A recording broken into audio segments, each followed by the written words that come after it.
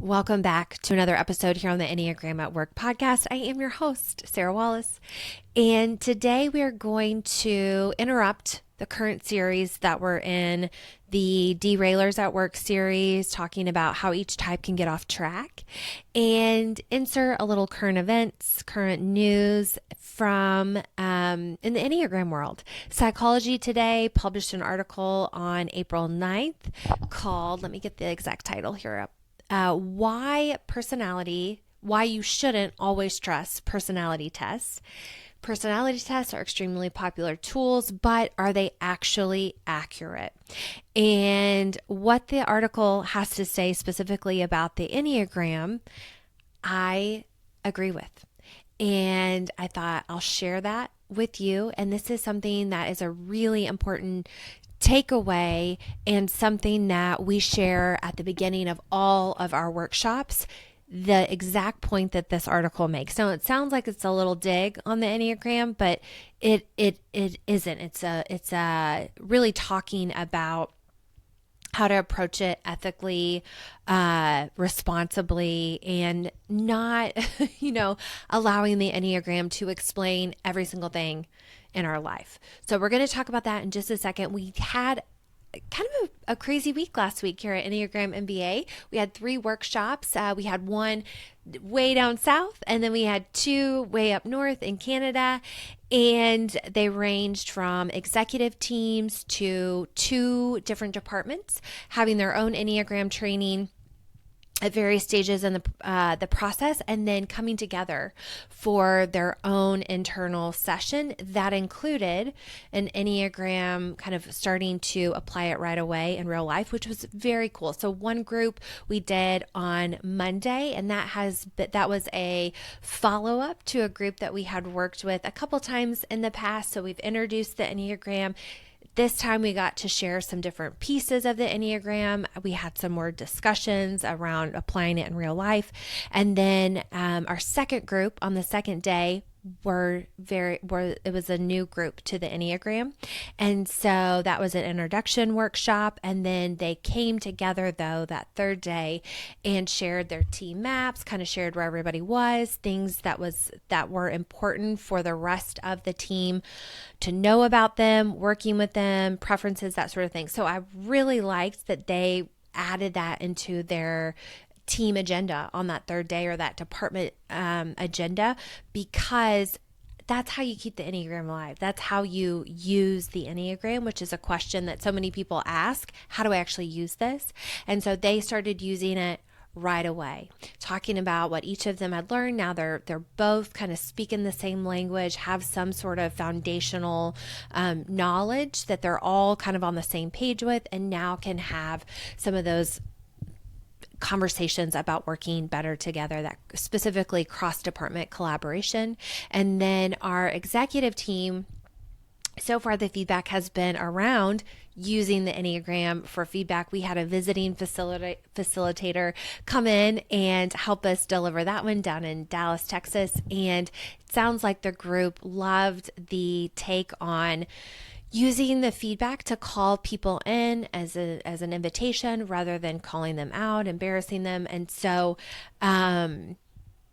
different kind of uses, it's always interesting to hear what the groups are taking away. But whether you are looking for feedback specific, executive team specific, cross-department collaboration specific, 2 hours, full day. We kind of had it all last week, and it all is available. And you can see those options over at enneagramMBA.com. So with that though, let's jump into this week's topic, which is around this article. Should we or should we not use the Enneagram to predict future behavior? So have you ever thought, or this is something I sometimes will hear in workshops, that person would be a great fit because they're this type, or that person would have a really hard time because they're this type. And so sometimes during workshops, they'll say, I would imagine that type 4 might struggle here, or I would imagine that type 8 would have a hard time here, or vice versa. They would be really great.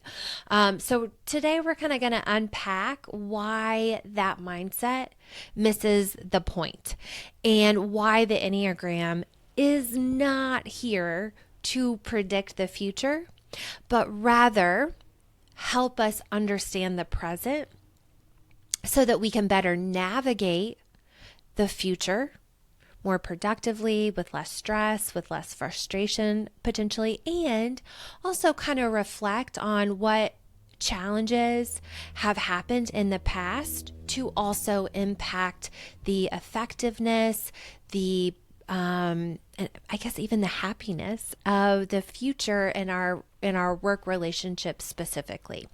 And so this article, like I said, popped up. I saw it come up on Psychology Today, why you shouldn't always trust personality tests. And this did hit on something we weave into all of our workshops, and then really hit hard in the beginning when we introduce and kind of give some disclaimers. And so the article was talking about that most personality tests, and I'll include the article in the show notes here, or if you're watching over on YouTube, the comments section here. But most personality tests are not designed to predict the future. That's really hard to do, right? And so sometimes, though, people can over rely on those types of tests to make really big, important decisions for them about their careers or their relationships, who they're most compatible with, and even potentially in the hiring process, which again is something we say do not ever use the Enneagram for. And the reason is because traits are not fixed. They're not set in stone. Of course, there's going to be context. Like, is this a low stakes situation, or is there a lot of stress and it's very high stakes? What else has been going on? The motivation can play a part into that. How much personal, professional development has this person had? All of those things can influence behavior, and why we want to be very careful about relying on, in this case, just the nine simple descriptions, giving us all this insight and influencing our decision making. We want to be very careful about that because humans are very complex. So sometimes tests can give us this illusion of certainty or accuracy that it just does not hold up. And so our mentor, through the Awareness to Action Enneagram that we follow here at Enneagram MBA, always talks about how the Enneagram is a model, and at some point all models eventually break down. Nothing is going to be 100% true 100% of the time. So for example, as somebody who identifies as an Enneagram type 7, not every description that I read of a 7 feels 100% true. I see myself at times using all of the strategies, or I can point to different times in my life or different situations where I would use a different strategy. And so again, it's not all or nothing. Either this is totally you or not at all, and it's just not useful. It can be interesting to use the Enneagram to describe things, but where you really get the usefulness of it is when you can start to understand kind of what happened. And we're going to talk more about that. But the article specifically says, while personality tests can offer insight, they can sometimes oversimplify the complexity of human behavior. And that's where we get in trouble. And sometimes that's what people try to use the Enneagram for, and why we want to be careful in certain situations. So our perspective here at Enneagram MBA, and we agree with a lot of this article, of what it said. I will reinforce what the article said. We 100% agree that the Enneagram is not a predictive tool. The Enneagram can be, again, not always accurately, but can be descriptive. In that as it's somebody, again, I'll pick on myself as somebody who tends to go for the type 7 strategy most often, most of the time, not 100% of the time, every time, all day, every day, but most of the time. There might be there's going to be some common qualities, tendencies, some traits that those of us who tend to use that strategy most often, you might start to see some themes. So we can use it as a starting point to understand what's happening, to get curious about, rather than completely starting from ground zero. The Enneagram can also be prescriptive. Sometimes, again, there's some specific guidance around those connecting points that we have. Again, as a 7, it's 1 and 5, depending on what your type is. We each have 2 connecting points, and the Enneagram says you can pull something from all the types, but these tend to be kind of your biggest bang for your buck, or when you're really starting to use the Enneagram for growth. Let's start here. Let's look here. Ultimately, though, it depends on what you're struggling with in life. And so it's not to say all 7s should start here and look at ways to fold in type 1 tendencies or type 5 tendencies. That may help. It may not. Again, depending on what I'm facing, what challenges are happening, relationships that are hard. And so it's going to be case by case, but again, it could be a starting point. Hey, let's get curious. Let's look over here first. We'll keep moving along if it doesn't make sense, but let's start here first. But it will never be predictive. It cannot tell us what someone will do, or whether they will succeed at something or they will fail at something. And so sometimes the Enneagram will be misused when I've heard people say before, I'm just not sure they'd be a good fit. They're a type 5, or we really need a type 8 for that role. That those type of uses is not what the Enneagram is used for. When we talk about hiring, we'll say absolutely don't use the Enneagram to hire, but absolutely do start to introduce it once that person has gotten in the door, to open up a conversation, to understand how they work, what motivates them, what the strategies they tend to use, and give them almost like a quick cheat sheet for understanding, or at least starting to understand, their coworkers. And that can be really helpful for our remote teams. And then when it's used that way, where we say, oh, an 8 would be great for this, a 5 would not be great for this, we do get into the labeling, and we want to be really careful with that with anything, right? And it becomes more of a label rather than a launch pad for understanding, for a starting point to get curious about, to open up a conversation. So use it with caution and care. So how to use it instead? I talked about that the Enneagram is a problem solution framework. So it doesn't tell you what will happen, but it helps you understand why something did happen. And that quote I actually got from Mario Sikora, I just mentioned, our mentor here with Awareness to Action, on a group call that I was a part of last week, and I underlined and highlighted that, and I thought that is such a clear, concise way to say this. So I'm going to say it again. The Enneagram does not tell you what will happen. Instead, it helps you understand why something did happen. And he used a really great analogy that I'll share with you here. Sometimes we get skeptics in an Enneagram workshop or with our coaching. And of course, that makes sense, right? And those are welcome. Those questions, that skepticism, hopefully eventually curiosity, are welcomed. And you could say, like I've said here, that humans are not going to fit into just 9 nice and neat Enneagram types and just explain everything in 9 types, right? And we each are different. And we have, 8 billion different personalities on this planet at this moment.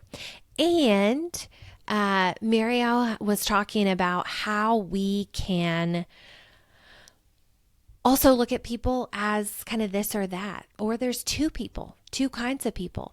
For example, there's morning people and there's night people.